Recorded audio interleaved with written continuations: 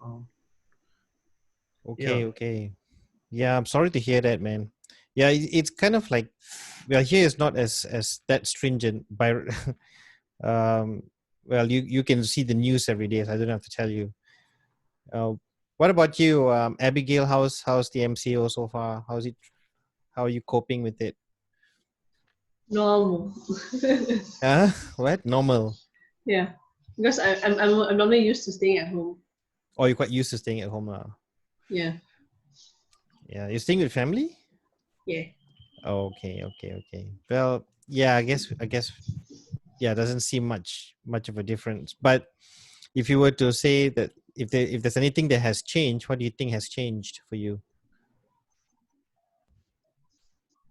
I'm doing more of like a digital planner or something. Digital planner, Yeah, right? because I've always wanted to like journal, and I've never started because I had no time. So I'm now I finally have time. So that's the difference, isn't it? Yeah. Yeah, I suppose because if you're physically moving about and everything, you probably won't have much time to sit and really focus. Hmm. I guess that's the difference. I find that the same to me as well. Um, Joe, what about you? same with Ryan. Can't go home. Joe, where are you from, Joe? Laos. You're from Laos. Yeah. Yeah. My dad calls me every day during MCO. Like every day. He's like so worried. Kind of annoying, but yeah. But yeah. Well, you can't blame them. Yeah, I can't blame them. It's Yeah, you're their kid. I mean, which parent won't be worried about their kid? So, yeah. it's like back there, Mm-hmm. you have to pay to get out. It's that bad. You have to what? You have to pay. Pay. Yeah, people are getting mad right now. What? You got to Yeah, pay the soldiers or police to get out? kind of. Yeah. Oh, Like every that's time you step out, you have to pay. that's crazy. Yeah. Hey, you mean like you need to get like a form or just like bribe like the cops or something? I'm not there, so I'm not sure because that's what I Oh, in some places. So they are like kind of they are kind of upset about that. because back Yeah, I at home you mean, can get like a special pass for you to go out. I don't know. special If you're, yeah. special pass, right? So let's say you're I don't know, you have like some treatment to do at the hospital, you get like a pass for you to do it, like go out and do it. Okay. Yeah, that's probably going to be quite of a burden for people, isn't it? But I'm sure they will figure it out. I'm pretty sure. I'm sure they coping with it. They're managing that. I guess it's different for every country. Yeah. Yeah, it's really unprecedented. So nice to meet you all. You all except for, I think I've met Joe. We have met before, have we, in person? We have. We have. Yeah, I have. I know Abigail. Ryan, have we ever met? I don't think so. I don't think so. I Okay. did intercultural, but we've never spoken. I was with Dr. Jinchi. Right. Yeah. Yeah. Okay. Yeah. So basically, that me, I'm Mr. Charles. So yeah. So there you go. So nice to meet Yeah. you. Nice to Virtual meet you. handshake. Yeah. Virtual handshake. Yeah. So so welcome to this course. What do you I just want to know, just chill out and just explain to me, take turns and explain what are your expectations about game studies. What do you expect to do here? What do you expect to understand or learn? Do you have any like pre expectations kind of thing?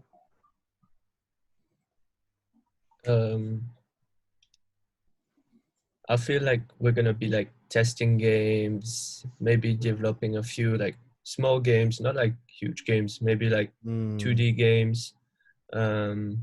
Yeah. Yeah. Interesting. Abby? I feel I'm gonna play a lot of games that I don't normally play and learn how all the gameplay works. Mm. More Oh, like I'm also quite upset that we cannot make a physical board game and it's be like online. yeah, I know, right? Such a bummer. Yeah, we're going to do a virtual board game. Yeah, we'll talk about that afterwards.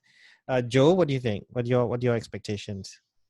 From the title, it's like playing games, but then more intense. So you understand. More intense, I like that. Play games, but more intense. It's like intense It's play. like doing deep study and understanding every aspect of game. I don't know. I know, right? My colleagues, some of them say, "Oh, Charles, you're so lucky.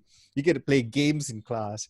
I'm like, it's called game studies, not game playing. It's like, but we do play. The whole lot.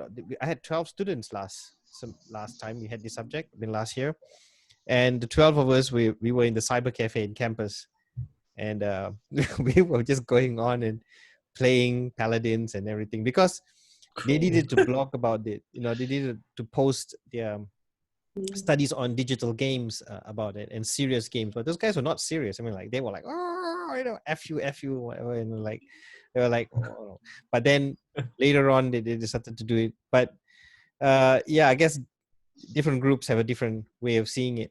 But basically, that's what we do. We play. We have to play. To get, and you guys have to play. Basically, it's like this. In a nutshell, we're going to have to look at two kinds of games: analog and digital games. And in the analog games, you have to play one. If you have any analog games in your room, okay, in where you're staying, play one with your friend. Or if you have cards, like tabletop, as long as it's a tabletop, just play with your friends and whatever, and don't have to play and take notes. Take note doesn't work like that. You just play, and then the thing is, you got to reflect on that. How research works. I think your guys are getting started into dissertation as well and things like that. But you already have understanding of how research works. Research is not something that you, or in other words, let me rephrase that.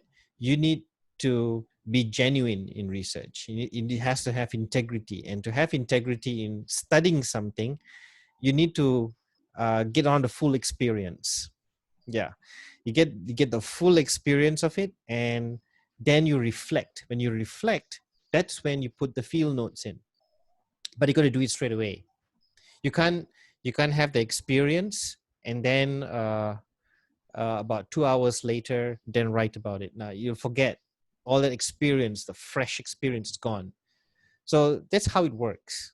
So I just, whatever experience it is, whatever the case, in gameplay, there is a concept.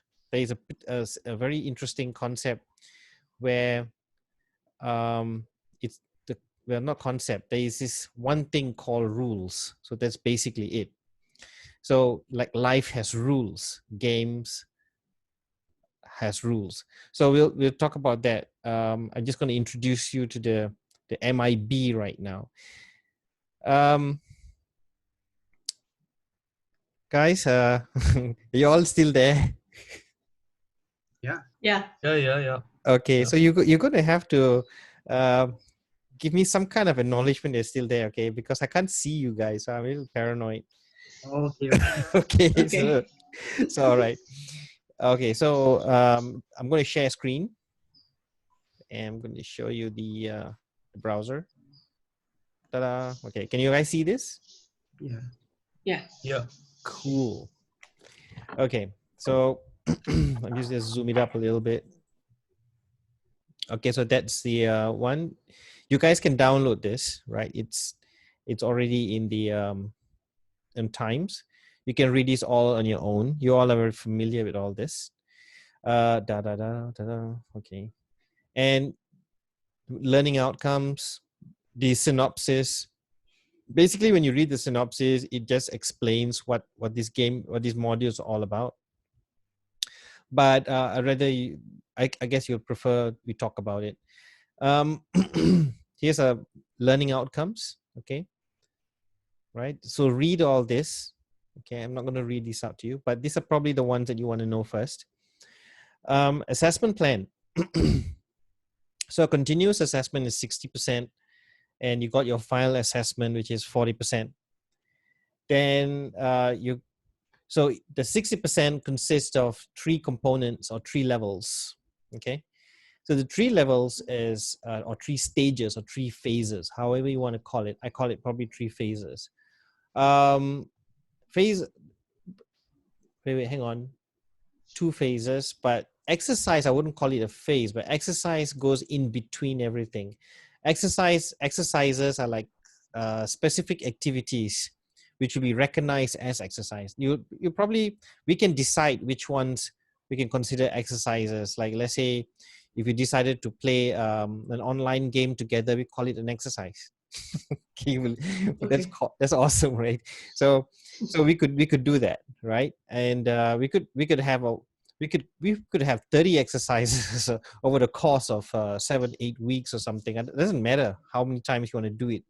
We could use the most successful moments for exercise and recognize that as a exercise. So all those exercises combined will add up to 20%. Project 1. Oh yeah, before I forget, the exercises can come in between project 1 and 2, in between the phases, because each, like say if you're studying a lot of manual games or tabletop games, then chances are, you'll be probably mainly related to that. Although it's not physical thing, it could be an online thing. But I think a lot of emphasis is going to be done with online, I would say online tabletop or online version of an RPG or virtual, or say Dungeons and Dragons kind of thing, or virtual card games, things like that. But and there's also the other phase where it's more towards a much bigger serious game. Okay, serious games could be educational plus fantasy and things like that. So we could explore those some titles, or that you can consider as kind of educational. So we can we can look at those. But so the exercises could relate to your current study at that point of time. So it's very hard to pinpoint those. But one thing for sure, the exercises are definitely specific activities that we engage together, right? And you can engage on your own. Whatever exercise you engage on your own would be something that I would probably suggest you to do. Okay. Now, project 1 is the first phase. Project 2 is the second phase, right? Project 1 is very much towards, well, I'll show you the brief later on. Then you have the final assessment, that's 40%. Now, the final assessment here is really everything that I'm going to assess in this module is going to be in the e-portfolio. So the e-portfolio is like your journal. I think that's the same for most of your other modules during this time. Where online classes are concerned, I put priority on the e-portfolio. So I was reminded by Ryan that you guys you have been using Blogger since the early semester, and that's fine. I'm cool with that because I saw Ryan's e-portfolio. He's got all his other subjects in it too, so he's going to include this one. So all 3 of you can do that. Reuse your Blogger, but I need them well organized, and I need them to be used like a journal. And because that's my only avenue of reference for you guys, because I can't see anything else. So I need to see that from time to time updated, and you have to let me know, remind me to look at it, or whatever that you explain to me. Yeah, it's probably show and tell, right? So it's in there. So the final project basically is the creation of the tabletop, but you can't do a physical one. So that's okay. We'll talk about that one. Okay, so now that's basically it. Any questions so far? Nope, I know. Okay. So we'll be very flexible. We'll be very flexible about how we progress on. Okay, I'm not stringent because there's no submission in between. Okay, it's all building up towards that. The only thing is as a review, like I'll show you that. Okay, weekly plan. Now I know weekly plan looks a little now you see, bottom line, a lot of the a lot of the things we do in most modules can be delivered online. So we didn't have to change a lot in the weekly plan. We just have to reinterpret it. That's it. So it's always changeable, it's always flexible. So don't be so intimidated by what you see here. But the main topics we will discuss are basically topics of discussion. Okay, and these are all topics of discussion and exploration. So think of it this way. But towards the end, it's all prototyping. So the final project is really the prototype. But this time we're going to work with something a little bit more virtual. Okay, so just move on. Okay, so these are exercises. These are the description, the brief description of exercises. So these exercises you can read for yourself. Okay, all investigation. Now, basically, for every design is based on investigation and research. So, hence, whatever that you are studying and analyzing or creating or working with or working a framework or whichever is based on some kind of study and research. So, and sometimes it's also based on activity because you got to play. You got to keep playing to experience it. So there you go. So all these investigations are part of the exercise, as I've mentioned earlier. So all these formalities are there. Just have a read. Project 1 will happen between from week 2 onwards. Will commence from week 2, where you can begin starting to think about a gameplay framework, a gameplay system, which means you are already proposing an idea for a game. Okay, like a game. Now this is not a game design class, but you're studying about game design. It's not a game design class where you actually have to come up with a real game prototype and with coding and stuffing. That's a game design class. Here is game study, which means your prototype is a rough prototype. It's not like a perfectly proper one, like, no. This one is like you can use anything to create a prototype. Okay, but in this case, virtual prototypes, there's some options online, so we can just reuse that, upload some images which you sketch or draw. It's totally up to you to what extent you can use this, but the essence of the whole study is gameplay, game testing, so play testing, things like that. So that's the reason why they have like beta versions. They release beta versions for us to play test, then they get feedback. So it's all part of the design thinking process, right? So you basically identify issues, use those issues and make something better, and then as you make something better, play it. Not better, got issues, address those issues, redesign it, play it, and then and so on and so on and so on. So that's the cycle of play testing. It's like you keep testing it, keep testing it, and keep testing it until you can't test anymore. Okay, until you think it's sufficient enough. There will be replayability. There's all these conditions to fulfill if you want the game to be successful. So, and then you analyze it. Why is it the case? So when you play test, you get data from people who played it and things like that. But I know the limitation of playtesting is going to be a bit of a problem.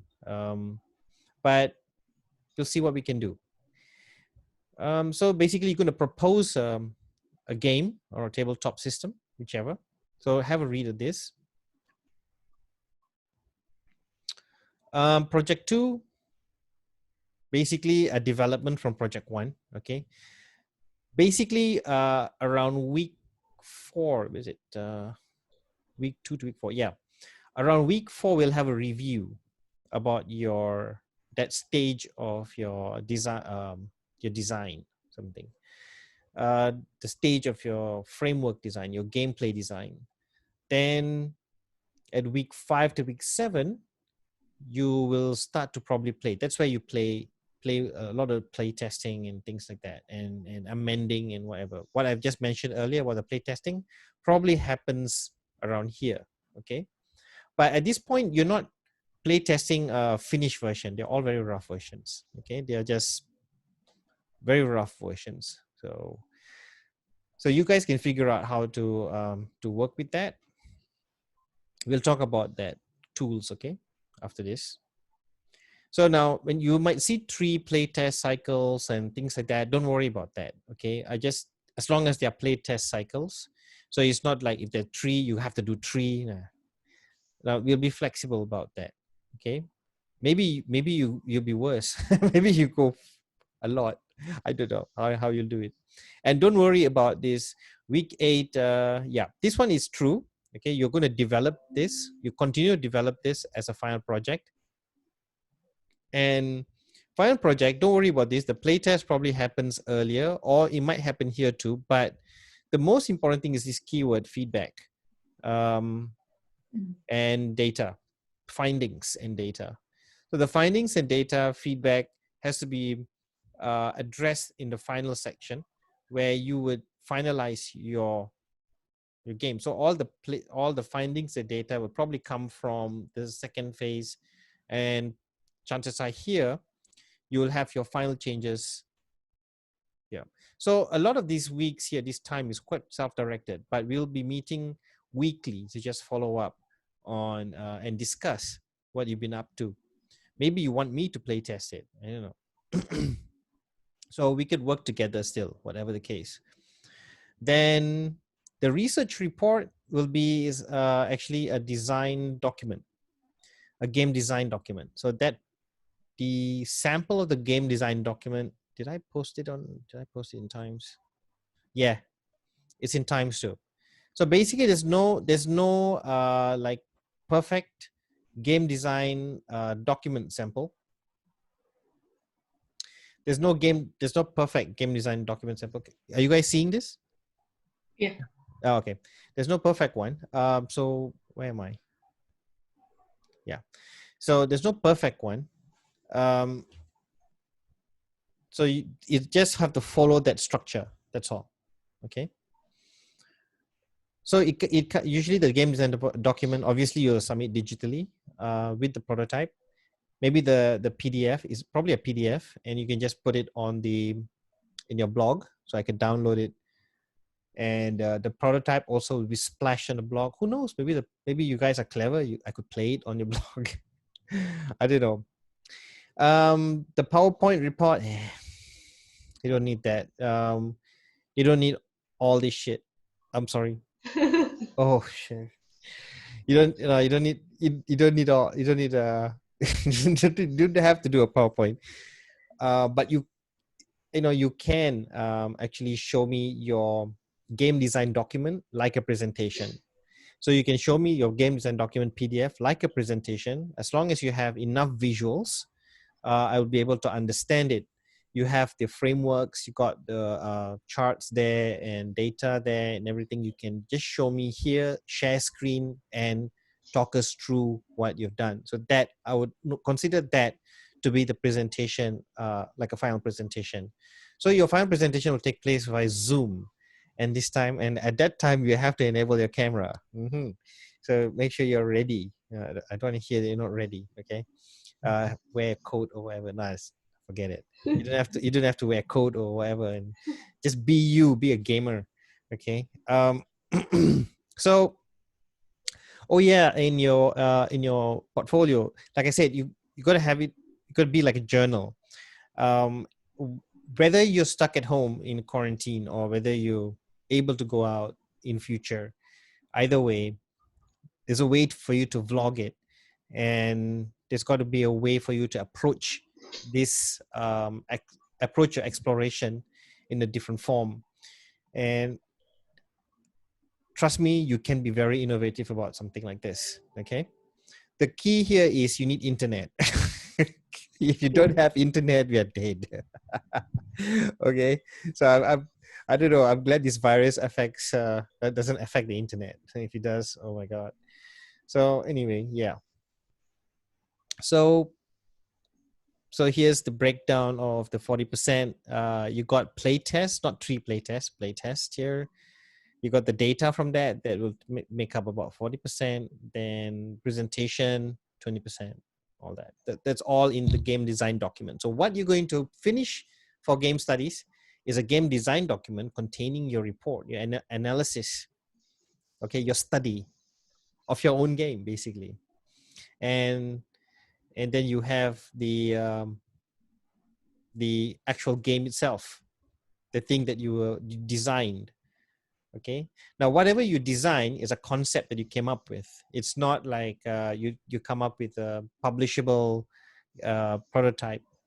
Now if this was not MCO, you would have a physical prototype, and the physical prototype, can be you can actually use this physical prototype to actually play test with real game tabletop game designers. And every month there is the alpha meet for tabletop game designers, which I know the person in charge, and he always invites me, and I wanted to take I was planning to bring you guys there, but MCO happened, and he's stuck at home too. Now he's live streaming his gameplay on simulations and stuff. So we're all trying to figure things out at the meantime. So it's a shame Alpha Meet can't take place. It'd be great for you to meet a lot of game designers, because a lot of the popular products, tabletop products, which has been recently published in Malaysia now, many of them are being sold. They are all locally designed, and many of the designers are local designers. You have one or two international designers too.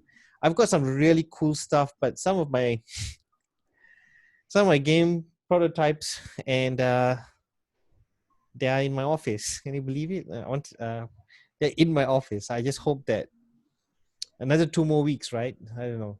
After these 2 weeks, hopefully I could just take a drive to campus and just collect it, and then come back and show you. But let's see how it goes. Right. Any questions at this point? Anything? Did I miss out anything? Not really. Feel free to ask. You guys okay? Yeah. Okay. Sir, I think Joe and I, we use Mac. Is that okay? You use what? MacBook, Apple, laptop. MacBook. How is that even a question? Because most of the games on Steam is like for Windows. Oh, that's what you mean. Okay, just say Yeah. so. Oh right, shit. Unless we get like. Wait. I'll show you. I want to show you something in Steam that I don't know. I need your input on that one. Remember, actually, I posted in the group. So all this. Hang on, let me get rid of this one. Okay, this is fine. So you're cool about the MIB, yeah? Yeah. Closing this. Okay. This is the game design document, so you can download and have a look at it. This is just the structure of it. Are you seeing the screen? Yeah, we are. Yeah. Okay, sure. So this is all the preliminary research and things like that. So pros and cons, all this, analysis of existing games, yeah, and so on and so forth. This is the final compilation, right? Yeah, it's something like the final compilation. And this is now the design, gameplay elements, companion cards, character avatars. Wait, hang on. Target market, key features, core gameplay, hero's journey. Okay, hero's journey, game. Hang on, pros, cons, target market, features. Oh, okay. This is all based on all the research they've done. And this one is another section called target market. And that means the beginning part, I think you missed out the beginning part. The beginning part is story, yeah, game description, story, the main game description, hero's journey. Yeah, that's basically the game's name is Hero's Journey.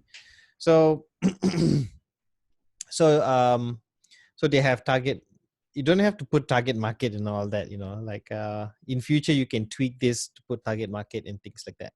So here you have a lot of description of what you were doing, things like this: game cards, what does this mean, what does this mean. Every single thing on the game card means something. Okay. What does this mean, what does this mean, how does it work? Yeah, so that's how a game design document look like. And the art and animation, you have references to the art and animation of the board, elements of the art and animation, things like that. But in your case, art and animation, what does this represent? And the thing is, you got to actually decide either one, two very major things. Okay, now I won't go further on this. I don't want to overwhelm you. Okay, you can read this for yourself. Now, the important thing is, you guys okay? I'm moving on right now. Yeah. Okay. I'm going to stop sharing this screen. I'm going to share my slide right now.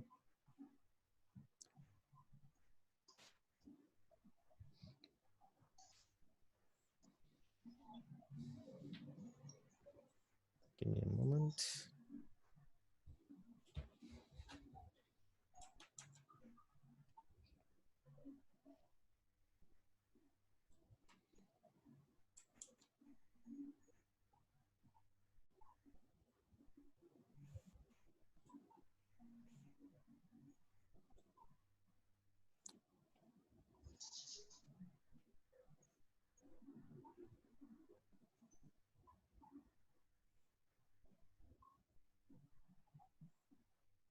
Okay, can you see this? Yeah. Okay, cool. Right, so, okay. So game studies, right. So basically what this module is about, it's not game design class, but basically it's about game creation and gameplays from the nature of games. And also you need to do a little bit of reading about theoretical and conceptual perspectives. It's very simple, okay? There's no fixed theories, but there are theories derived from analysis. All the great game designers and game scholars, they basically wrote things based on experience. Simple as that. Now, you want to know more, you got to play. And also there are cultural perspectives too, because different cultures and from different countries have very different takes on games. Now, I'm not going to elaborate too much. We will talk about this more next week, to some extent, not too much. But these are some keywords for you. You need to do a little bit of reading. Since you're doing dissertation too, sometimes perspective, contextual perspective, and conceptual perspective is very important. So you got to look, when you do some referencing, think about cultural critiques. Think about the postmodern way of thinking. Okay, think about post-structuralist views. There are critiques of structuralist views. Now, I'll talk about structuralist views at some point inside. I'll interject it in here and there. Cultural conditioning, there are biases. You have to understand, you look at life in two ways. One, you look at it in a very biased point of view, and one a very objective point of view. In games, you can decide which way you want to go to. Also, you can think about hyperrealism or simulacra, redefinition of models, okay, and things like that. Think about hyperreal worlds, pretend worlds, things like that. Now, games in context is something that you also need to bear in mind, because all games are representations. Creation of the domain of the symbolic, there is always the idea versus the reality. This is reality, and you can recreate reality. In Jane McGonigal's book, Jane McGonigal is a famous game designer, and in TED Talks, she actually presented a book title called Reality is Broken. So there are a lot of things in reality that reality is made, not made to make us succeed. Reality is made to make us fail. You know, it's a very bizarre sense. You have to really battle it out. If not, it's just you just won't make it. But in games can give you the reality that you think can happen, and that's the power of the postmodern thinking. That's the power of the post-structuralist thinking. And the concept of being in the postmodern world, the concept of seeing games in context, is also to determine your position in the world, your position like pieces, where your character is, who are your characters. Are your characters based on you? If you have taken that journey, then are you taking a similar journey, or you think you can go further, and so on. And it's not just that.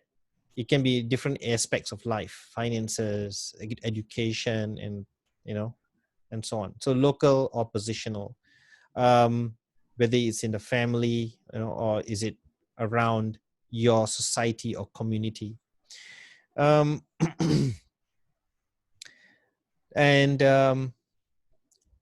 patterns of authority, patterns of life, the idea of understanding differences, borders. Games in context is also to understand rules. Now, I said earlier, rules is the essence of games. Why games exist is because you want to break a rule. You want to go around the rule. See, even if you are, whether you're positioned differently, however you're positioned, there's always some form of rule breaking. There's some form of challenge to rules. So it depends on what kind of character you want to play in games. So if you notice that majority of role-playing games signify characters that can go beyond and above constraints and limitations. So the contextual understanding of that is also very interesting. And it's also the relationship between structure of society with imaginary and reality. The Sims is a fantastic example of that. There is a relationship, though. If you there's some things you can do in the Sims that you just can't do in real life, and let's just rephrase that. There are a lot of things that you want to do in real life, you do it in the Sims. That's scary, isn't it? So you have a lot of parodies and things like that. So there you go. Then the structural existence, based on commonality and agreement, which defines or perceives a reality. There's some things that we kind of agree in games. Cha-ching and and cheating. Yeah, we all want money. And tell me you guys didn't use any cheat mode. You guys used cheat mode before, right? Yeah. If you play Sims 4, yeah. Shift Control C, motherload. And they do it, they get up to 2 million. And then they can buy anything they want. And then you tend to think like, holy crap, if only we can do Shift Control C in real life, Oh man. And then in GTA and so on. So yeah, there you go. That's the thing. The contextual understanding of games. And space and empty positions. Now, the funny thing about the structured life, or the structuralist views, is that we create rules, we create structure. Medical institutions are structure, family institutions are structure, educational institutions is a form of structure, friendship is a form of a structure, your religions, it's a structure, and people who create new religions, they create new structure, and people who create new subcultures also, we are creatures of always creating and trying to make sense of a kind of a hierarchy or a sense of this. But in all cases, in most instances, there's always that one empty space on the puzzle right here that allows you to shift and manipulate and transform. And that allows you to do wondrous things.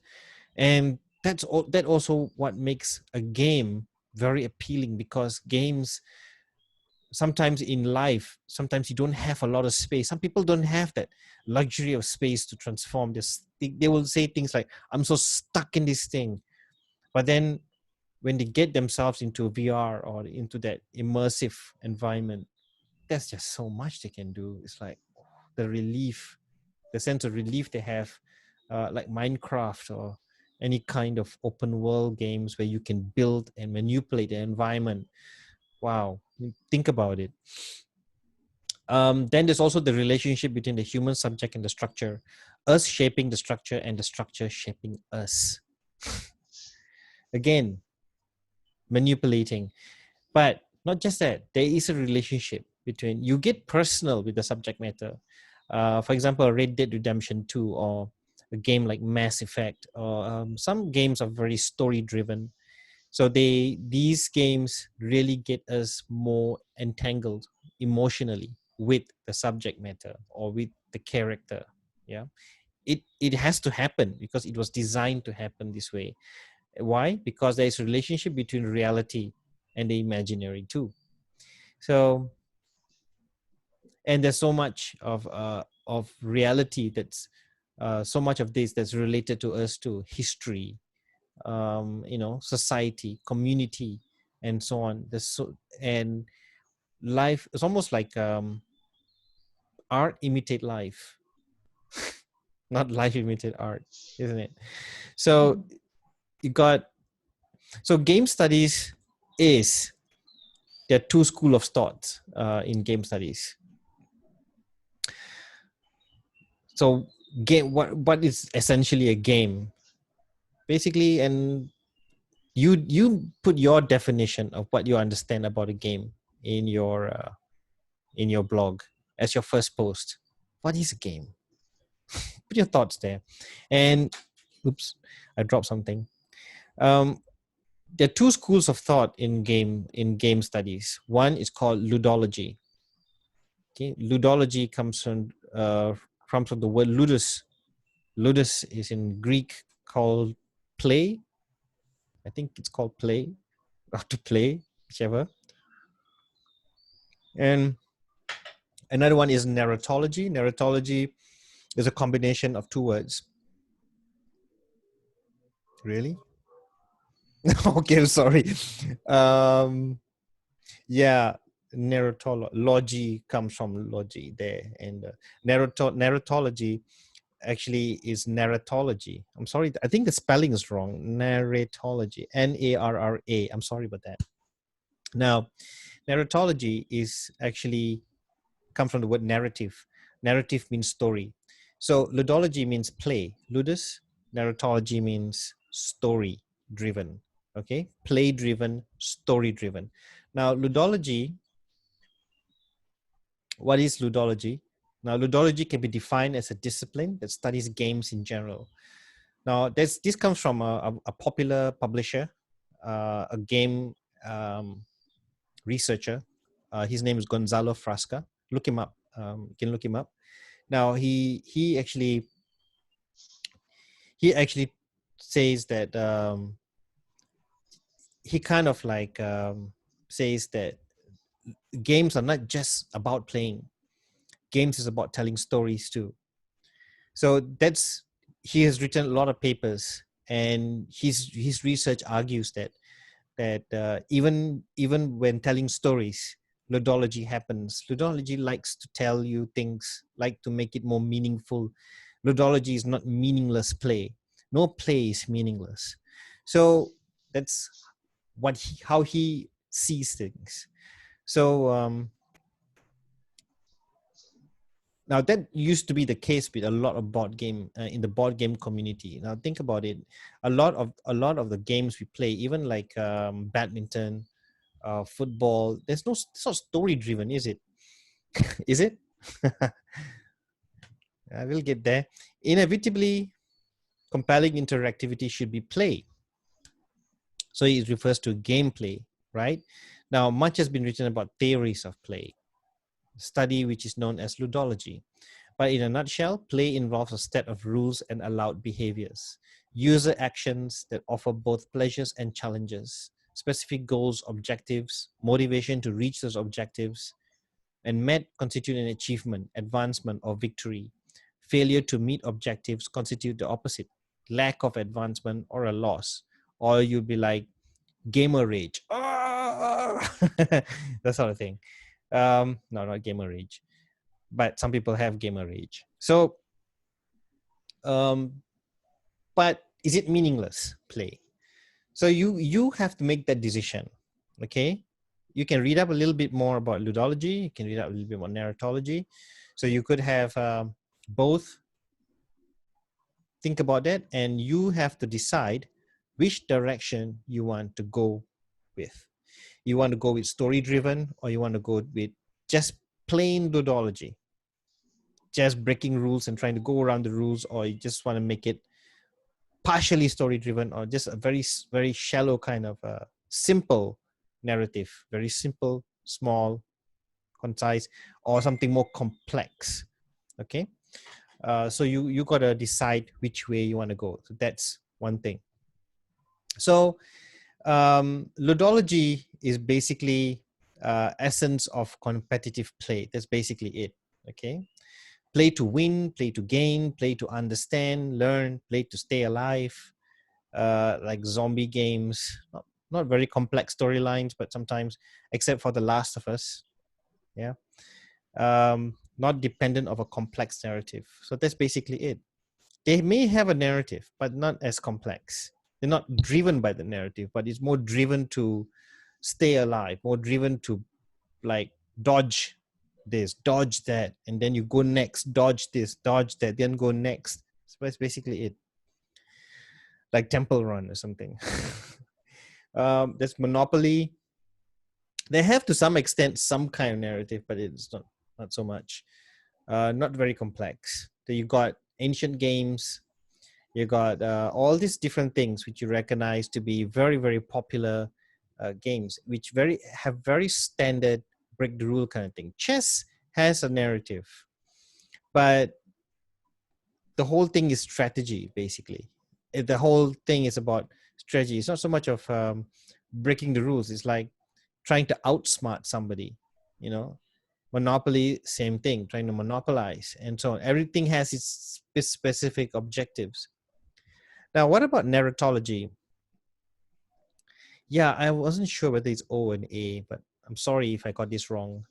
I think it's an A. Never mind. Narratology. So play as part of a story, basically. So narratology, I just explained to you.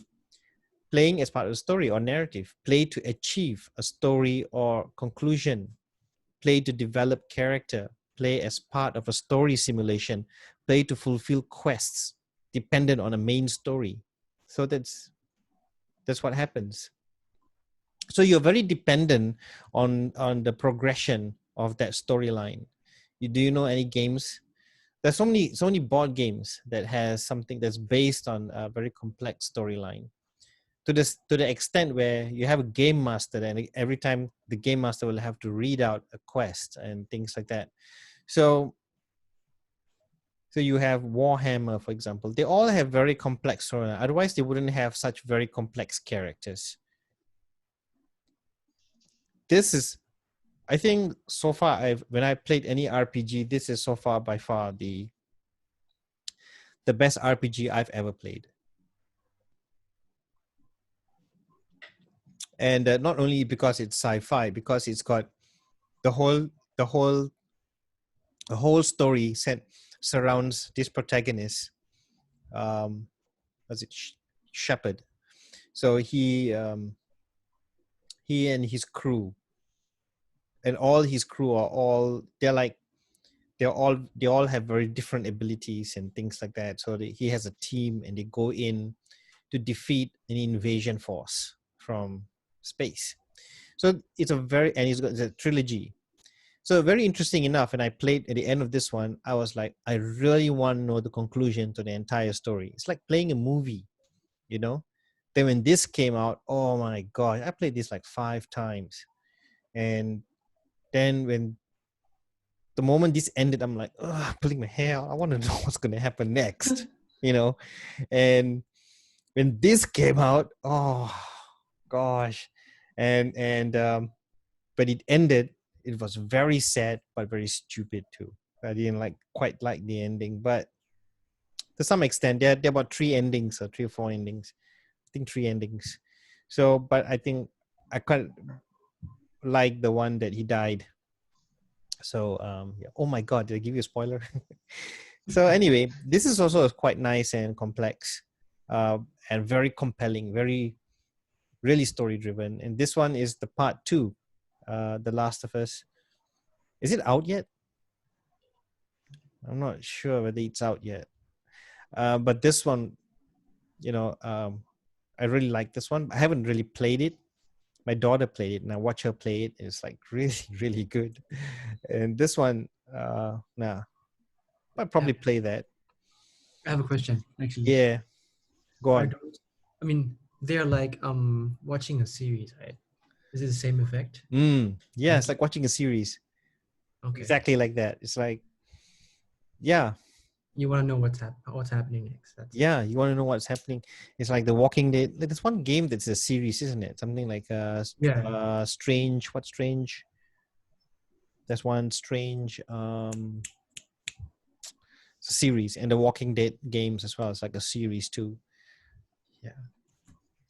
Yeah, but you can find. Yeah, there's one game on Steam that's really, really interesting. It's like hang on, let me share that. Let me share my Steam screen.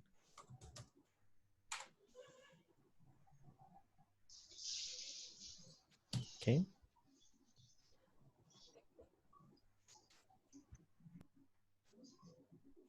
How you guys doing? You guys okay? Yeah, interesting. Yeah. Ask me anything, yeah? You can always interrupt me. Okay, this is my Steam screen. Wait, there was one game I stumbled across the other day. It's on Play Store. Hang on, wait, where am I going? There's this one game where you actually I actually enable all the adult version so you can see all these things already. Hang on. There was one game where it's actually a movie and it's something to do with some kind of infectious virus. Duh. Damn, what is that game, huh? Wait, it's on my, I think it's on my wish list. Hang on. How do I get to my wish list? Okay, you're seeing the noob side. Damn. Where's my wish list? Shit. It's at top right. Top. Oh, there. Damn it. When you want to show something, you don't find it. And you don't want to show something, you find it. So weird. This one. This is really interesting. I saw the trailer, okay, and it's really mind blowing. It's actually a freaking movie. You decide how the movie goes. Wow. Yeah, it's really good. They have some pretty good write up, and there's some similar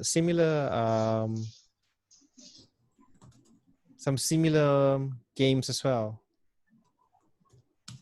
and they're like pretty much playable movies. This is probably going to be the future, man. So amazing, right? Yeah. And they're not exactly expensive. Everything's within 20 ringgit.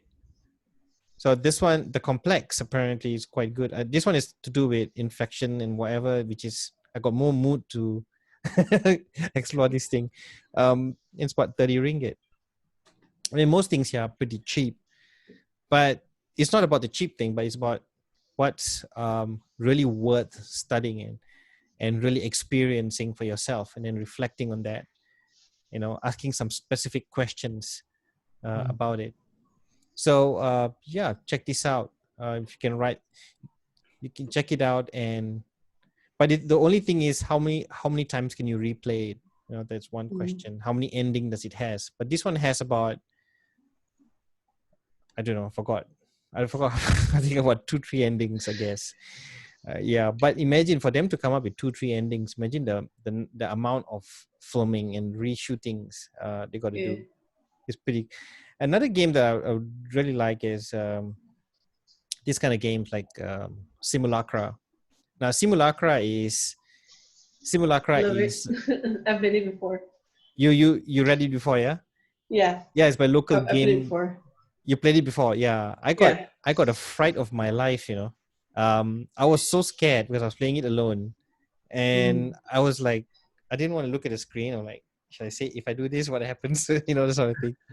So yeah, it is not scary as in like ghost scary, Mhm. right, Abigail? It's kind of Yeah, like yeah. it's kind of like suspense, more like suspense rather than scary. But what's amazing is it's actually created by a local game Yeah. company. That's Well, fantastic. I was also actually surprised to see my teacher inside there.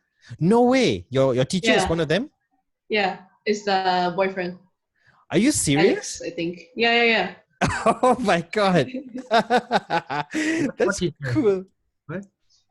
yeah. I was from Sri Amaso. The one of the guys who played like her boyfriend was my Mm, teacher. that's No really cool. way. Shit. I know That- when I saw it, I was like, what is he doing there? Oh my gosh. Oh, wow. That is mind blowing. Yeah, that's They my, have I think they have a second part, right? Simulacra 2. Yeah. No. Yeah, I'm still playing this. I haven't finished that. Got too scared. Oh. I know, right? Silly me.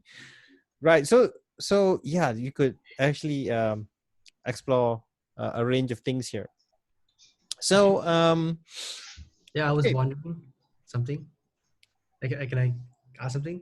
Yeah, go for it. So, oh yeah, are those games with both, let's say, both ludology and narratology, and then when they are together, they make like really, let's say, high quality games? Are they usually considered better, or Good question. The thing is, what do you want out of a game? That's the question. What would you like out of the game? When it comes to a story driven game, the story, the rules and the conditions for moving forward in the game greatly depends on the storyline, and the complexity of the storyline sometimes become the stumbling block, maybe intentionally there for you to solve in order to, and so on. Now when it comes to, it depends. If you have, like, say 80% narratology and 20% ludology, which means you have gameplay, but the gameplay heavily depends on you immersing yourself into the story. If you have like 80% ludology and 20% narratology, so what happens is you get more action oriented game. Now more action packed, more dodging this, dodging that, slash slash slash slash, and go save the princess, and then go through the portal and you win. Yeah. So that's it's still, there's some story in there, you got, a hero, go save the princess and whatever, defeat the dragon, this sort of thing, and defeat all these bosses. So there is kind of a storyline there, but it's really hack and slash. Yeah. So, and the mechanics is really about you trying to dodge this. There's some aspect of the game is like you're trying to dodge this in order to defeat the boss, so you're the dodger hero, that sort of thing. So you become, so ludology creates, is just really about trying to work around the obstacles. It's like an obstacle course, some kind of like bash the walls kind of course, or shoot them up, or things like that. Popular games like that is like Destiny, Overwatch. You got Apex Legends, which I hate so badly. No, I don't hate it, but because I never survive in it. I never survive. And Modern Warfare Warzone is shit as well. I never survive. Um, I'm just saying that because I'm not good at it. If I'm good at it, I'll probably say, "Oh, awesome!" Mhm. Yeah, I'm biased. So don't listen to me. So that's basically it. Yeah. Right, Joe? What do you think? yeah? So in summary, it depends on the purpose of the game. Yeah, it depends on what you want out of the game. Depends you what you want the game to be to the target audience. So you see, it really depends on what the target audience want as well, and you got to see whether it can appeal to the general target audience, to all target audience who like stories and also action. Okay. A good balance of that, like for example, like Mass Effect has got really good action sequences, action shoot 'em up thing, and also very good story driven aspect. So it's got almost 50-50. You know? So you have games like that has a good balance between the two. Mm. Because you, it takes a lot of, it's very costly to create a game. It's very, very costly. It takes a lot of money investment, and for a game to come out and for people to get tired of it after a long time, after a short while, is also very costly. Because so if you create a game which is replayable, at least you can, in your business, in your game design or your business model, whichever that you have created, you have a business plan. What do you call that? Business plan? Something, a business plan, like an overview. So you have a chart that charts the next 5 years. How will this game fare based on the elements that's contained in the game, and how this game will basically move on for the next 5 years or 10 years.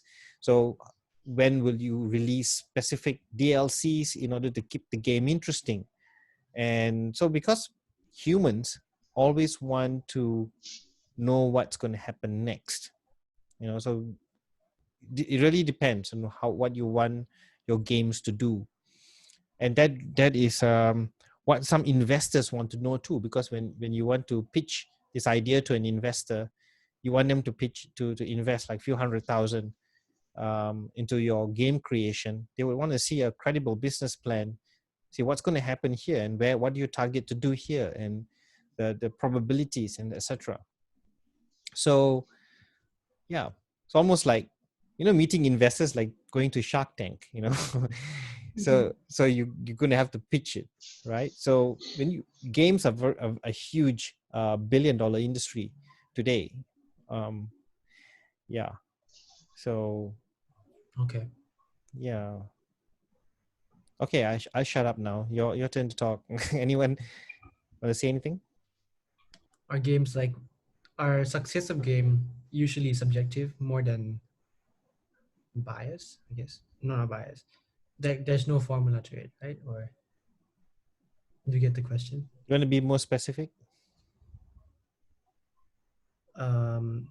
Let's say compared to music, people like different genres, right?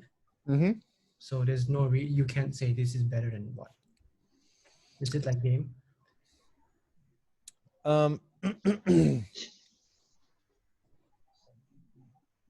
No, people will always have different tastes. Games will always come with different genres. I think there will always be biases. There will always be some will like Candy Crush more than any other complex game. They say Candy Crush is good enough. Some just say I'd rather play cards. I'll just play poker. That's good enough game for me. Some just prefer Uno. I don't think I want to get into anything complex. But you got to understand the human. You got to understand your user. The most important thing is you have to understand who your users are. Like if you're going to be the tester of the game that you're creating, you got to understand who you're creating it for. Now, if your user is a type of person who's like, I've done a lot of thinking for the entire day. I've been number crunching and all that. Come home. I don't really feel, I can't, I'm too tired. I'm too tired. My brain cells are all dead. I just don't want to think anymore. I just want to play, and I'm kind of physically too tired to play squash. I'm going to play squash and just sweat it out. I'm going to switch on my Nintendo Wii and stick this thing, and what can I do? Oh, cool. How about that? I'm going to shoot arrows at the apple in the guy's head. They took the Wii and like, like virtual reality kind of thing. So you're like interacting with the screen. That seemed to be fun for a person like that That's the kind of user that you're addressing. There are users who are real mental people. You know, they just love thinking. They love to solve things. You know, they just, you know, even if they're tired, they've been through a whole day. They're solving things, and then when they meet their families, and their families don't talk to them about. Everything is too nice. It's so boring. They're talking. She's talking and all that, but everything's too nice, boring. Where suddenly we'll say, there's a lot of problems here. Oh, really? Okay. Now, okay. What's the problem? Okay. For them, solving problem. They would ask you, are you okay? Is that, want me to solve anything for you? Oh my God, you know, like some people are like that. So if you have a user who's like that, maybe some really thinking games, like, you know, games like simulations or things like that, they will like, how do you solve this? Okay, all right. So, all right, I'm not going to give up. I'm going to, it's like bad for the ego if they can't solve it. So different users have different reactions and different behaviors with certain games. So that's why designers, I think, generally do a lot of market research about their users. They also look at the business behaviors of all these games in the market, which is making a lot of money. They look at trends, and they go at sales trend. I mean, which kind of so the millennials or the boomers or the next generation, what kind of games do you think they are more attracted to? So right now, I saw a documentary not too long ago when it comes to competitive gaming. In competitive gaming, not heavy storyline. However, the entire experience becomes a story by itself. For example, like League of Legends. So there was this documentary on Netflix recently. You guys got to watch it. It's amazing what League of Legends is doing right now. It's still hot in the market, and they're making billions. And the number of players who are playing it online is just astounding. And the championships, the world championships and all that, look at the amount of money they can win because of that. And those are one of those games, ever since StarCraft, have defined the gaming genre, has made gaming genre a professional sport. Can you believe it? It's a professional sport. And boomers like myself, who's if they're old fashioned, or someone like older generation, they will say, what, what? Are you serious? Those are just games and kid stuff. Oh no, they're so wrong. Games are not kid stuff. Games are basically the thing that keeps the human sane. Without, it's inevitable. It's been there since the early human. So was digital games. So now in this era, digital games has become something more than what it used to be, So that's why the user is important. You got to understand who the users are. Okay. Your thoughts anymore? What do you think, Ryan? Yeah, I think it's really interesting how game is like. You're paying attention or what? Yeah. Okay, go on. Tell me. Yeah, I think game really helps people, like, in general, to like escape reality. Like, What kind of games do you like, Ryan? I used to play CSGO, and I hate that game too. Okay, no, yeah, I'm just sorry. playing. Okay, Yeah, I'm biased. Okay, go on. Tell me. And right now I'm just playing PUBG Mobile with my cousins. cousins. PUBG Mobile. Yeah. Yeah. Cool. Yeah. Nice. What about you, Abby? What game do you play? I normally like survival games. Oh, survival. There's a horror survival. Maybe The Forest, but I'm too afraid to play alone. Cool. Are there multiplayer horror games? Yeah. Oh, they are. Yeah. Oh, cool. Well, do recommend some titles. Maybe we could all join in. Oh, okay. It's called The Forest. Oh my God. Are you serious? I see. Oh shucks! I've seen some gameplay. That is scary. Oh, Yeah. very, That's really scary. that is scary. Check it out. Yeah. Damn. Joe, did you play the forest before? No, Haven't yet, huh? What are you what are you into? when you were talking about League of Legends, Oh, League and of related Legends. because I'm a Dota player. You're a Dota player. Nice. Nice, nice. So it looks like you guys looks like Abby is very much into story driven games. I think Ryan, you're very much into shoot 'em up games more. So you and Joe are very much into that Oh kind no, of. I don't mind. I also like shooter games. Oh right, you like those. Okay, okay.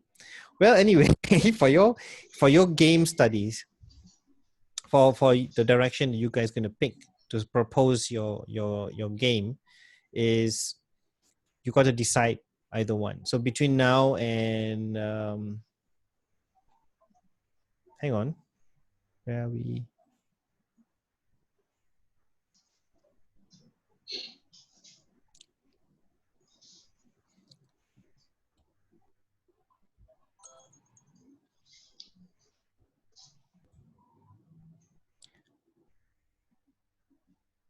Right. Project One brief is next week.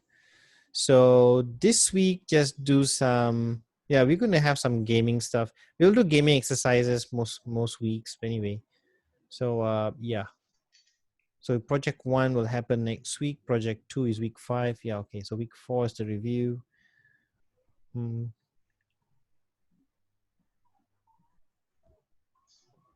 Project Two review here. So yeah, we do have time. So let's get into something this week so we could yeah, what do you now that comes to the next part of our agenda where we have to decide how we're going to do this. How are we going to conduct our game analysis? Okay, I'm going to stop sharing at this point. Oh no, wait, I can still share because I want to show you this thing that I hang on.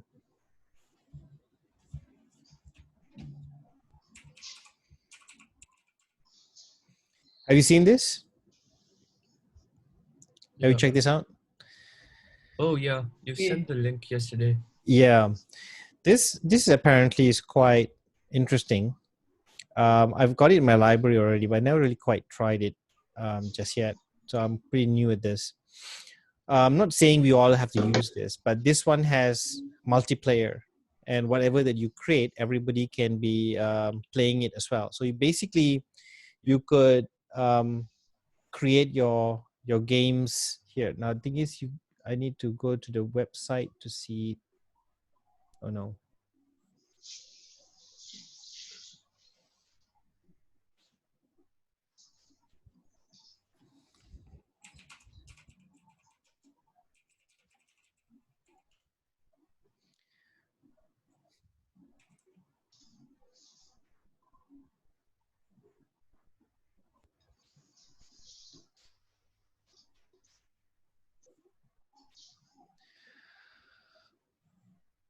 Okay, I'll share my browser.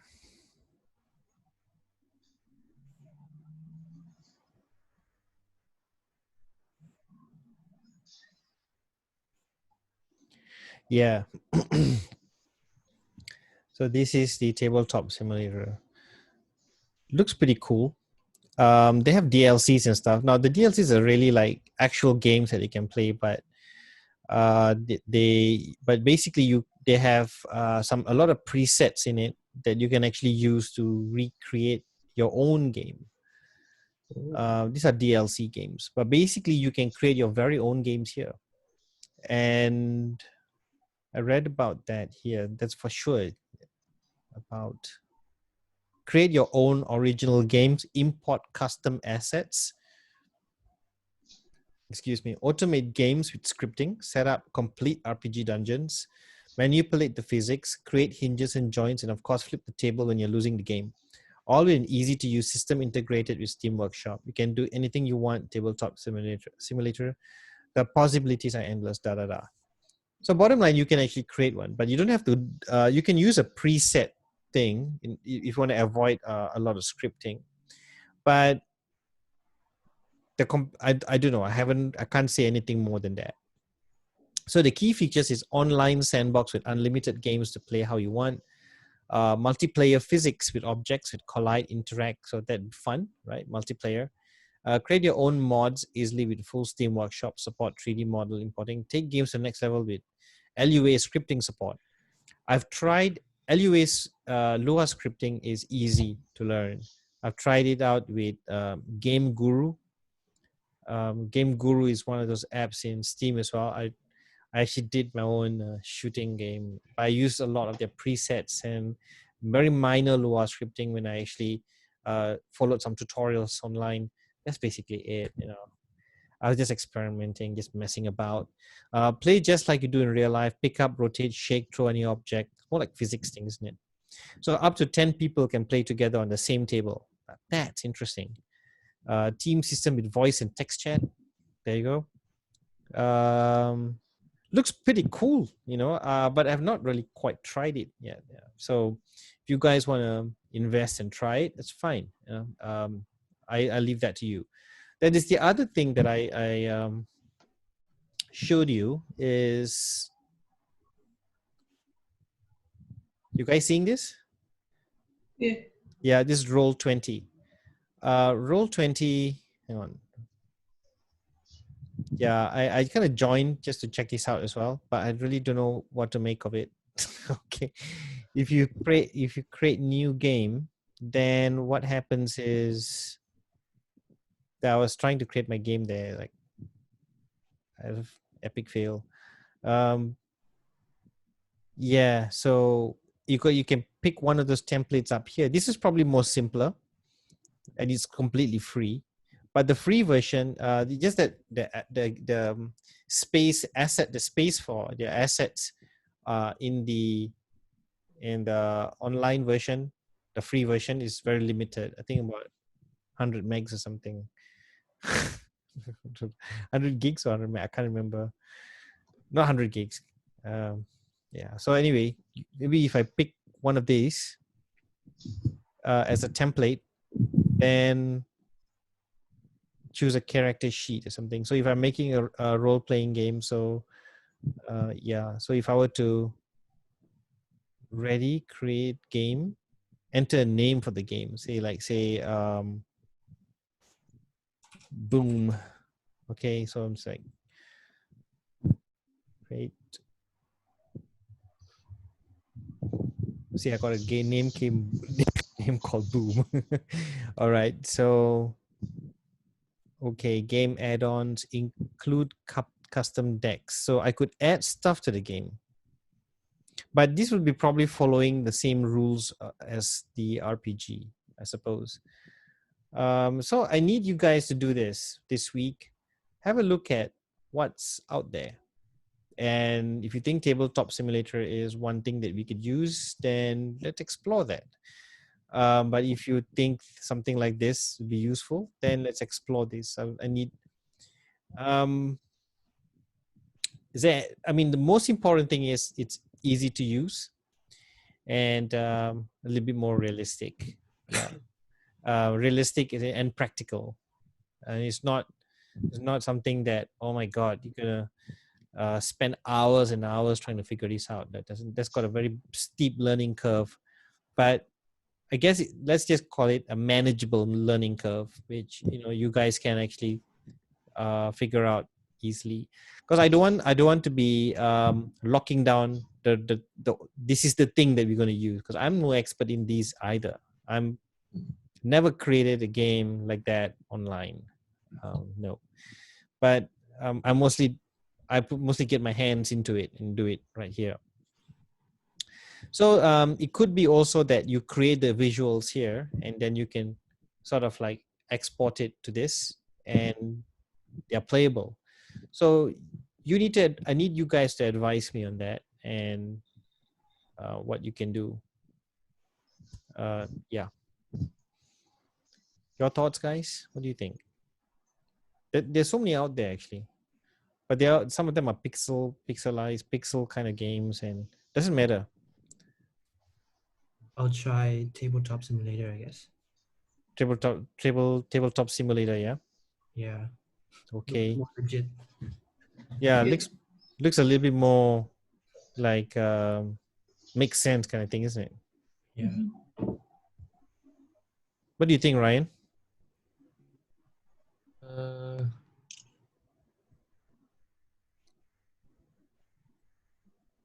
Yeah, I should try it. Well, Ryan, are you on something, man? I need some of those, Okay. Okay, so yeah, your game with this one? Yeah. Yeah. Because I don't want to impose, but if you guys think I need it to come from you guys. So it's like Looks a vote, fun. something. So you okay with this one? It costs about 38 ringgit. You guys can purchase it. You guys have Steam accounts. But can your computers support this? All your computers are okay? Should be fine for Mac. too. Should be okay. Should be 'Cause okay, I saw yeah? the Mac, Fine for me. the Apple logo. Okay, cool. Right. Well- All right. If you guys, so Abby, what about you? Yeah, I'm fine with this too. Okay, cool. Let's give it a shot then. Okay, in this case, I'm gonna learn this tonight. Okay. Okay, so you all earn, okay? You all learn as well, huh? So correct each other, okay? Yeah. Right. Okay. So that is, so we're using Tabletop Simulator. My God, what am I doing? This is exciting. This is really bizarre. Okay. Sounds like a deal. Yeah. Yeah, I know, right? Yeah, it sounds like yeah. So Roll20 is shit. Okay, out go. Thank you for choosing Tabletop Simulator. I said that last night when I opened that link. Oh, really? Yeah. Okay. Yeah. Thank you for doing that. Yeah, I feel that way too. So, okay. So what do we want to get started with? Hang on. Do we have tutorials this week? Let me check. We do, right? Friday. Yeah. So we do have tutorials this Friday. Mm. Okay. So this Friday, we could have an online what game? Okay, we're gonna get started with gameplays. Let's get our first gameplay discussion Ooh. while playing. Okay, I know I'm gonna have to eat my words up when probably need to join your games. So let's take a vote. What games do you want us to go in? Like a game review, right? Or is it? Yeah, kind of like a game review or gameplay thing. Maybe each of you can play 3 games, because one of you can recommend one game. Games that is Okay. in our Steam account. I think I don't know whether I have I've got Monster Hunter. I've got Paladins. I don't think you guys don't play with Eve. It's all right. Got There's this survival game, 7 Days to Die. Have you guys tried it? shit. Is it on Steam? Yeah, it's on Steam. Hang Oh, on. I don't think I Hang on. It's like you build your own, like you find like stuff, materials to build like a house to protect yourself from zombies. 7 Days to Die. It's really fun. This. Yeah. 44 ringgit. Nice. Oh. All right. All right. The zombies look funny though.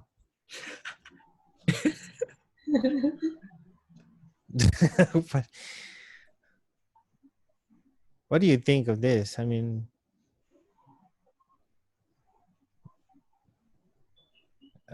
any other suggestions? Raft.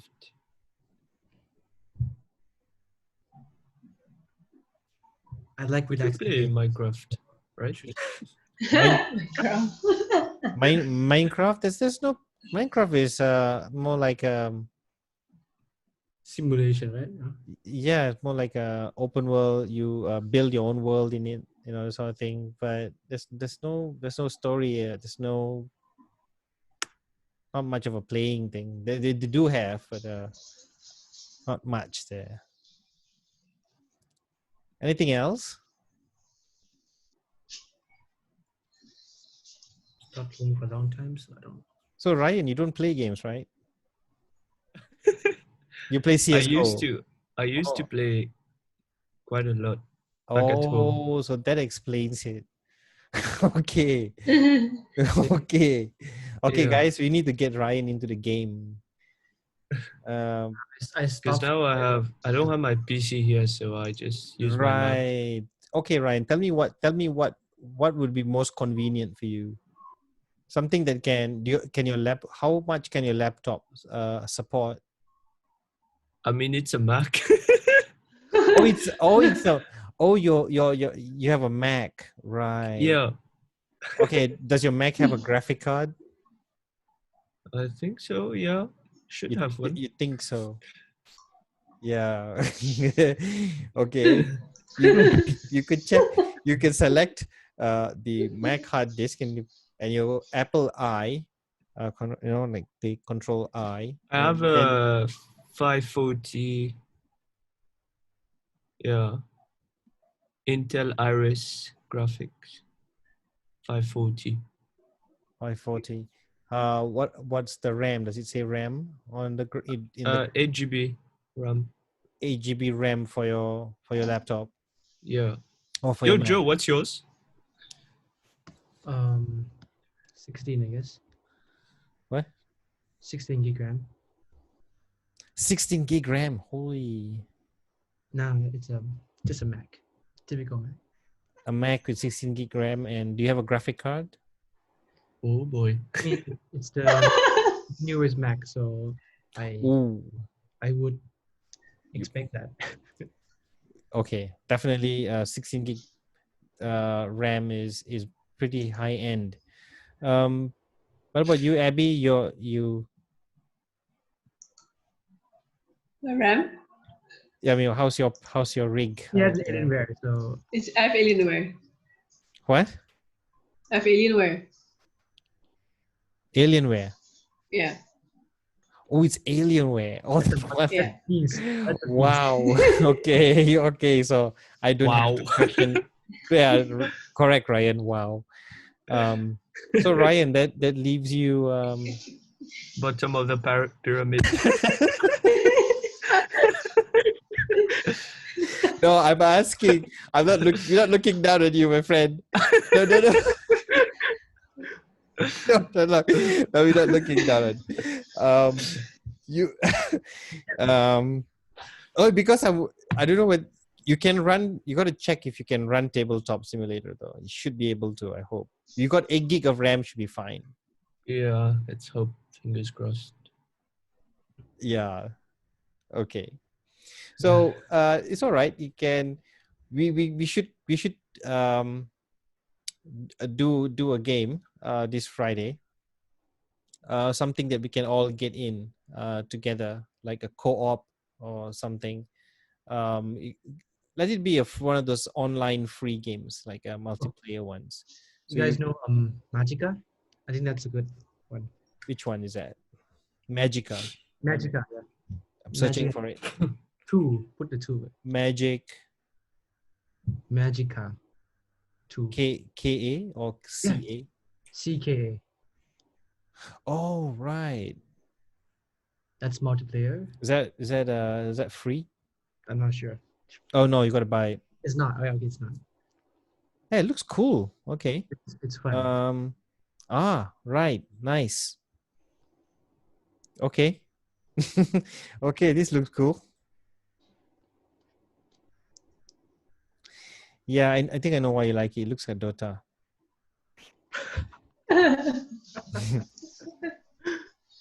I did not notice that, but now I do. Okay, Okay, might consider this. Okay, I'll put this as option 1. Second option. Have you guys?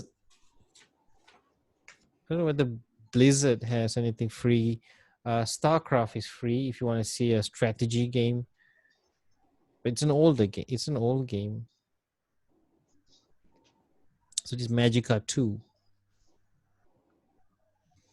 Okay. Any other options?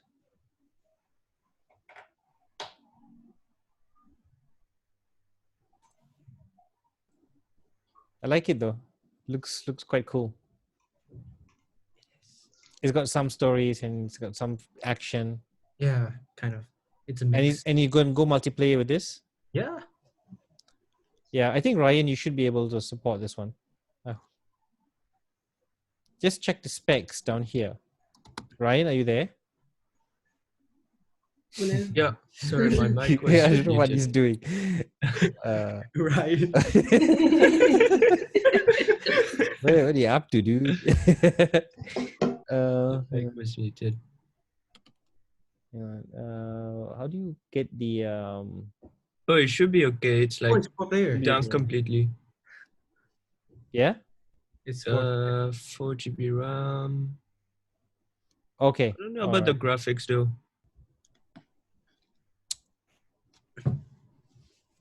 Just, I think you can do it. Just set lowest query. Should be fine.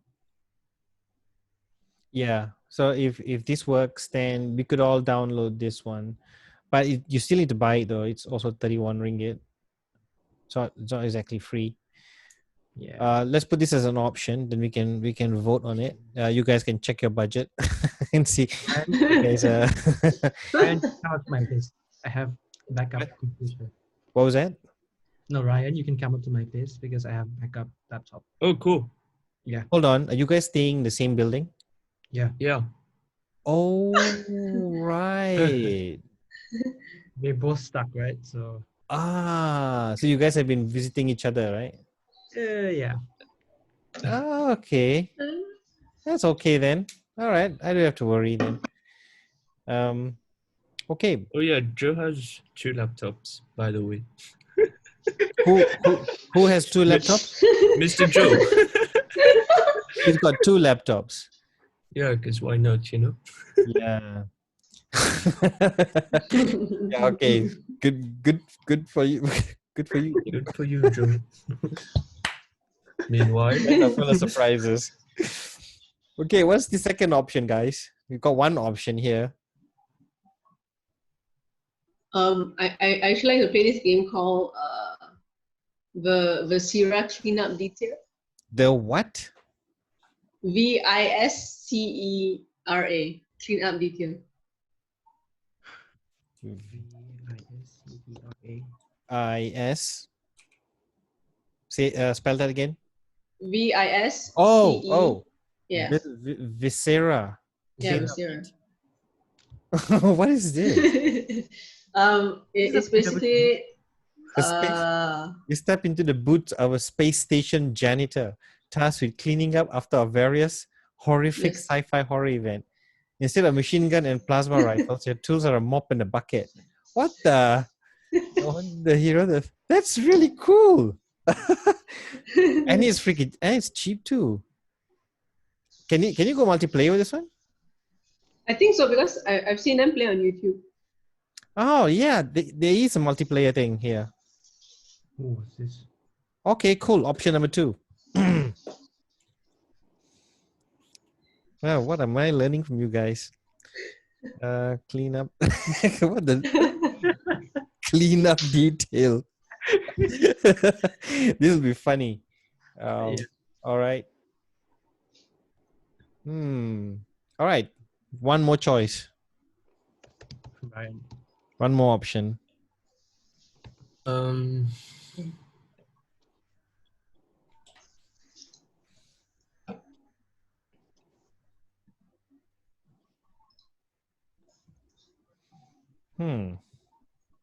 Fascinating.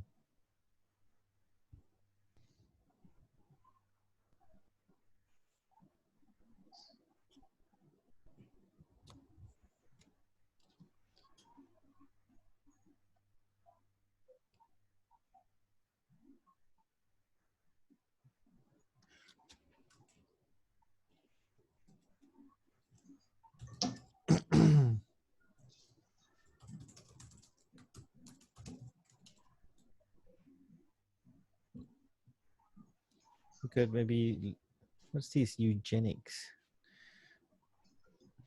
Something turn-based maybe? That kind of like simulates a tabletop kind of thing.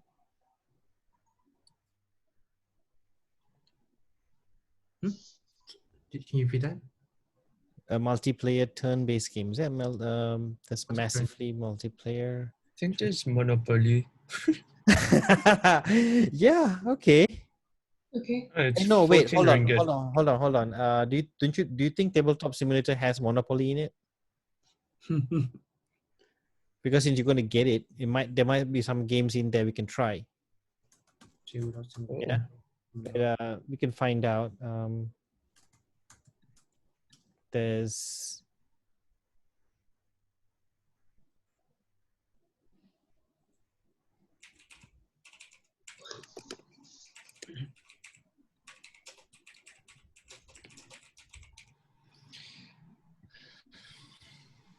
okay. The included games with Tabletop Simulator is Chinese checkers, chess, cards, backgammon, dominoes, go, jigsaw, puzzles, mahjong, pachisi, peace pack, poker, reversey. Well, they have an RPG kit. There's a sandbox, solitaire, and tablet. You know what? Let's try Tabletop Simulator as the third. We can try that out as well.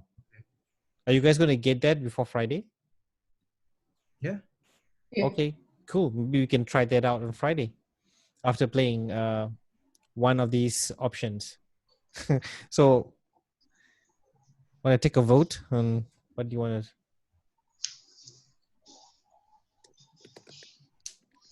Because one of these games is going to be your case study. So it better be worth the investment. Unless you have another option. Do anyone know Don't Starve Together? Sorry? You guys know Don't Starve Together, right? Don't Starve Together. Don't know that? No. Oh my god. Oh wait, I think I know.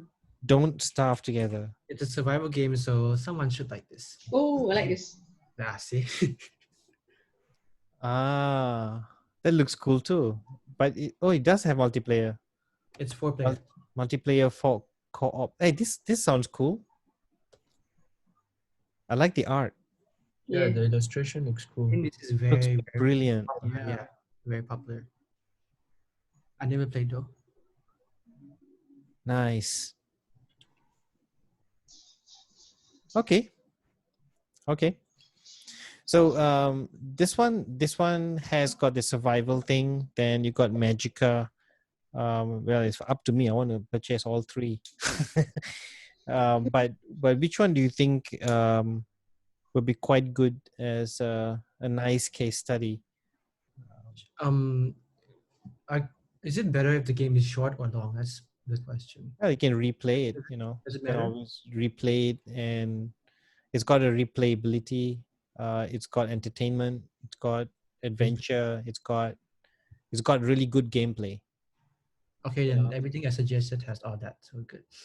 Everything you suggested, like Don't visit too. Magica 2.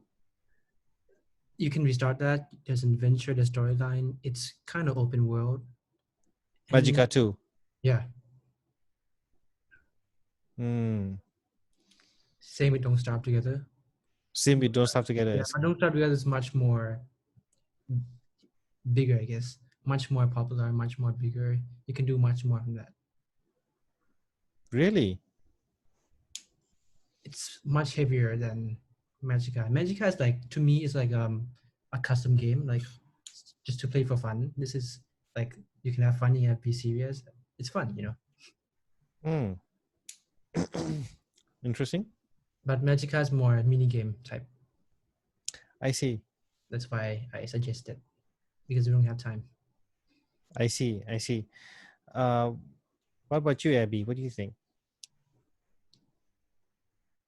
I think Don't Starve Together. Okay. All right. I Don't don't know Starve. because I'm not sure because my game is mostly cleaned up and then maybe you can find some Easter eggs somewhere in here and there. And then I played one before, like the Christmas one, like when you're supposed to like clean up the papers, so then you can read about how Santa Claus owns his brother a lot of money. Okay. Okay. Oh man, this is hard to choose.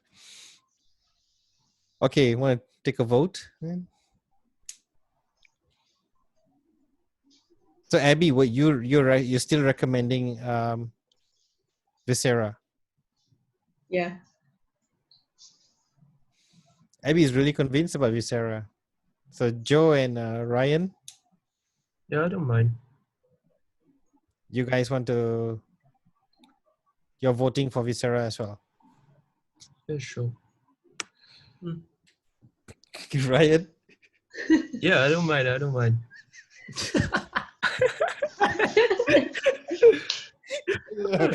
I don't know. This is the trouble of not being able to see. I'm imagining stuff. Oh,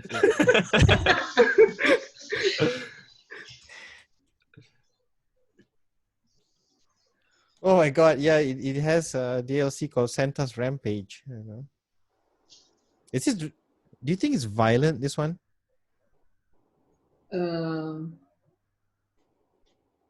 You're cleaning the aftermath. I'm not sure.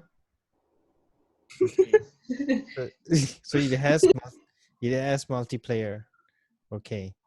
All right. We're gonna go with your suggestion. Viscera cleanup detail. It is. Yay. Yay. Oh, wait, which version though? Huh? Which version? Which version? There's a few. Oh, there's a few. Yeah. There's a few. Let's see. I think the basic one. science. Yeah, the space station. The basic one. This one. This is the one that I'm looking at right now. This one. Wait, which one? Hang on. Am I sharing? No. Hang on.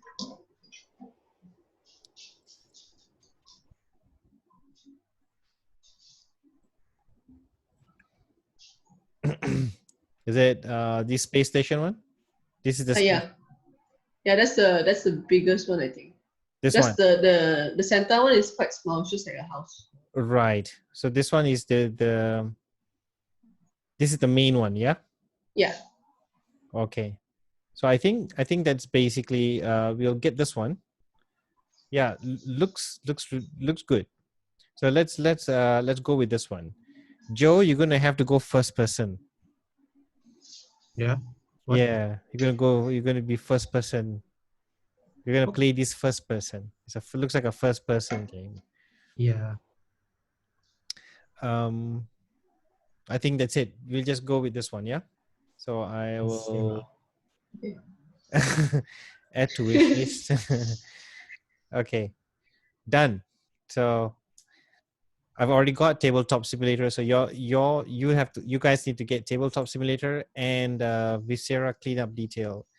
The other ones, the other games you can also play. We can always play Viscera Cleanup Detail to explore different approach and things like that, and then we can reflect on what we did. But no matter how entertaining it is and how funny it is, but we can also go with. It'd be good to try out League of Legends or Dota, because those are free. I believe I've installed it before. Might have uninstalled it. Sorry, Joe.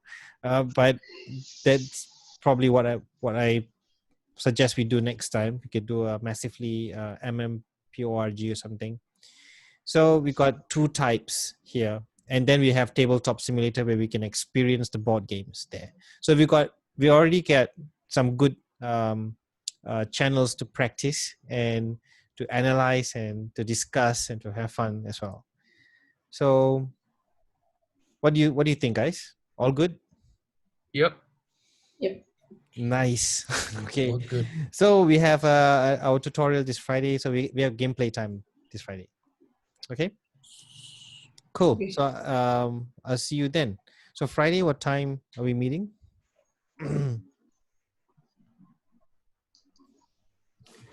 Checking now.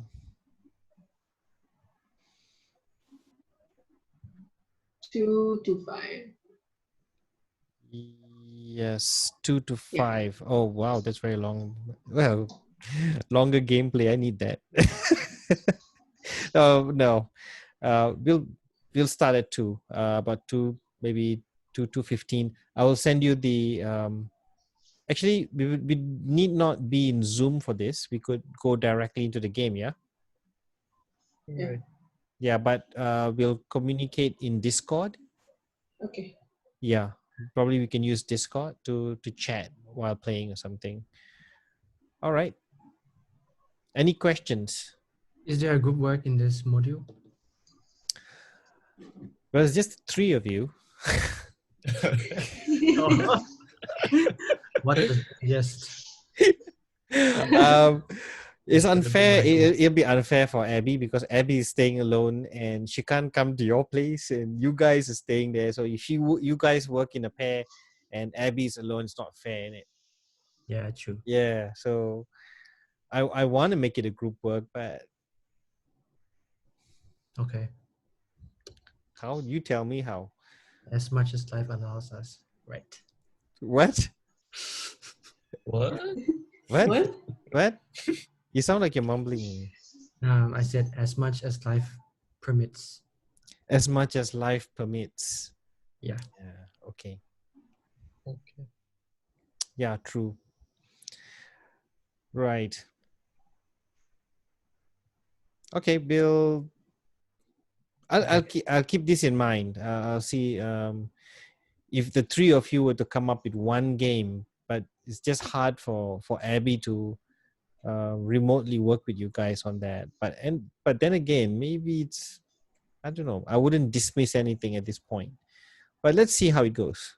Yeah. For the meantime, let's get started. So I'll see you guys again this Friday. Okay. Okay. All right. Take care. I will communicate with you guys better in Discord. And if there's anything important, I will also put it in the FB group. So do check it from time to time, and do give a response that you've read my message and stuff like that. Okay. You know, yeah. So thank you Yeah. for that. Thanks guys for staying online, and nice to meet all of you. Though I did not see you guys. And, I will trust that you are existing and you're there, and yeah, okay. All right, stopping the share. Okay, so thanks guys. That's it for our session today. If you have any question, feel free to post it in the FB group. Okay. Oh, Okay. bye. Okay, take care. Bye-bye. Bye. Bye. Bye. Whoa. Yeah, Star Trek. Yeah. Bye.